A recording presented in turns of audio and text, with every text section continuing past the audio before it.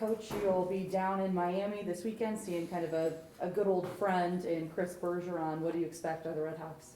You know, it's their home opener, so we expect them to play really, really hard. Yeah, everybody knows how exciting, home openers are in our sport, and so we anticipate them being really excited to play us.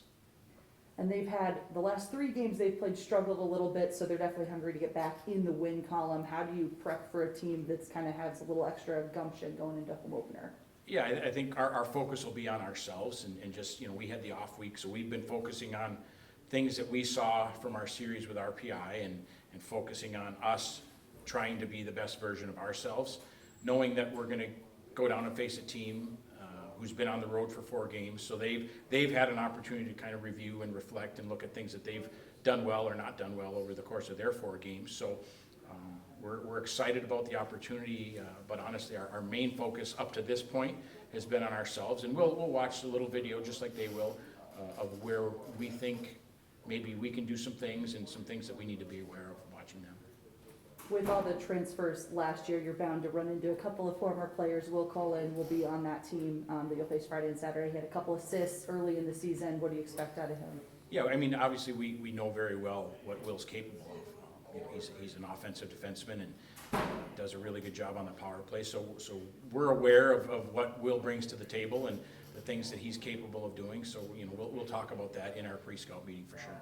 Obviously now your focus is on Friday, but Saturday you'll get a warm welcome back here at Slater Family Ice Arena for your home opener.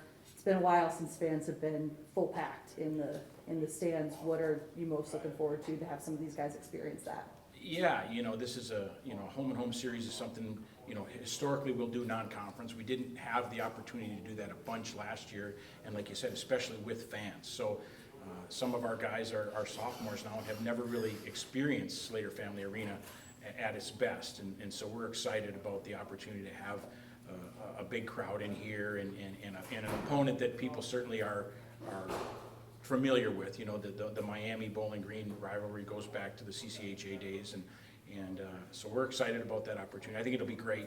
Even the Brown Orange scrimmage we had on Saturday had a couple of hundred people in here, and it was really good. And so it'll be fun to get. I know people in the conversations I've had around campus and around town, people are really excited to be back in Slater Family Arena. I know you weren't happy with the performance of the team up in Ann Arbor, Coach, in your exhibition, but better at RPA. What'd you learn about your team after that? What's the difference between the exhibition? You're still putting lines together, I guess, still, aren't you? Yeah, I think, I don't know if we were unhappy, Clint, when you and I talked about what happened in Michigan. We knew Michigan was going to be really good, right? They're really talented, and one of the things that we've told our guys is that, Michigan might be the most talented team in college hockey. Now, at the end of the day, whether they're the best team or not, we'll find out, right? But we're not going to play anybody that's more talented. And so for us to be able to get all these new guys in our lineup that night, with the exception of a couple kids, whether it be injury or a goaltender, everybody on our roster that was healthy enough played in that game. And not only is Michigan talented, that's a really hard place to play. So we felt like from just an overall college hockey experience, our kids getting an opportunity to play against a team that talented in a building that's that difficult was really important. So transitioning into how we did at RPI, a completely different scenario, right? RPI didn't play last year. We really weren't familiar with their group. They were only allowing staff and vaccinated students in. So the night and day, the yin and the yang of college hockey experiences, because Houston Fieldhouse is a good building to play as a visitor because it's a loud building. But we felt like our guys in a real game situation did some really good things. We were able to, focus on the penalty kill and focus on the power play, and we got some video and be able to do that back-to-back nights and make some lineup changes and just to get kids real game experience, because there is a difference between an exhibition game and a real game. Whether you can try as hard as you want to make it feel like a real game, but when it really matters and they're keeping score and it counts towards standings and all those other kinds of things, it was a little different. So we feel good about where we're at coming back from RPI. To get the opportunity to play an overtime game both nights in a row was really good. And last year, you guys know that overtime wasn't always good to us. We had some difficult losses in overtime. So for our group to go through a full overtime on Friday and weather it and, you know, see the ups and the downs of it, and then to win a game in overtime on Saturday was really good. Stole my question about overtime. I know that wasn't your friend the last year, so. Yeah, but, you know, again, you know, you and I have talked enough, Clint, it just, anytime you can put kids in situations that you can't replicate in practice, real game, real time experiences are positive. So for our guys to go through that, for Zach Rose to play back-to-back games, you know, I know you and I have talked about our goaltending a lot.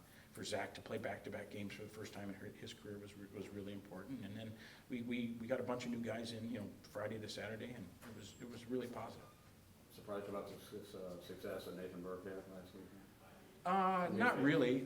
You know, when we went through Nathan's recruiting process, you know, one of the things I think kind of has been lost in the whole transfer portal and kind of sort of how things have happened, is all the guys we've gotten, you know, Cole Norris and Gabe Chiquan and Nathan Burke and even Austin Swankler, those new players that weren't a part of the traditional recruiting process, we've gotten all those players to be part of our program because of relationships, you know, because of relationships with advisors, because of relationships with players, because of relationships with coaches. And you know, in Nathan's case, his coach at the University of Minnesota was very complimentary of him, and it wasn't that he didn't believe Nathan could help them or play on their team. He just didn't have the opportunity for Nathan to play in a role that he's playing in here, because of the talent that they have.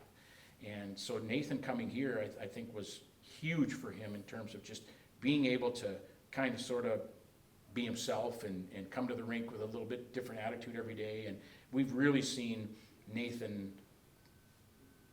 blossom here. You know, he's really seems to be having fun every day. He's really enjoying school. He's kind of come out of his shell a little bit in terms of he feels really comfortable here because it's a different kind of a environment than there was at University of Minnesota. Bigger campus, bigger, you know, roster, you know, just a lot different. And I'm not saying in a bad way, I'm just saying different. So Nathan is as advertised. You know, Coach Watzko felt like, you know, I think he'll score 15 goals for you, Ty. And he said most coaches I know would take a guy that can score 15 goals. So we're lucky. We're not lucky we have him. We're really fortunate we have him. After RPI, senior team against RPI, what areas do you wish to see this team improve on against Miami? You know, we felt like at RPI we didn't generate as much offense as we have historically done. Our chances for were not where we need to be, our attempts and stuff. So it was better from Friday to Saturday, but we'd like to see that continue. You know, we're a team that likes to play 4 lines and 6 defensemen and get a lot of players involved in every game, and we feel like we've always been a team that is not reliant upon one line to score all our goals. So if we can continue to generate more chances for and shot attempts, and that turns into more grade A's, and ultimately we believe turns into more goals. So we'd like to see us improve on our shot attempts. We'd like to see special teams continue to improve. That's been a focus of ours. You know, that we felt like both of them did a pretty good job, but we think we can get better at it. Hopefully we don't have a bunch of chances to kill penalties this weekend. We do have a bunch of power plays, so that would be good. We felt like the discipline with our group was good. That's something we want to focus on.